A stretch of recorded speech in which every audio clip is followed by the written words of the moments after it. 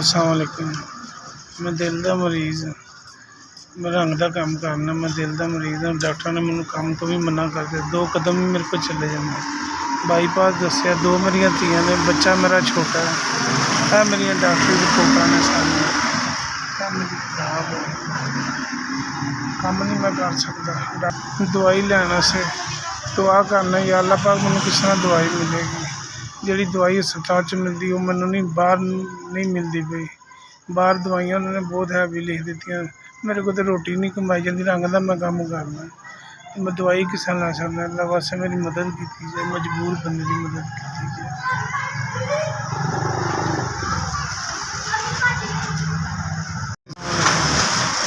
तुसीं मेरी 5000 की मदद की दवाइयां से।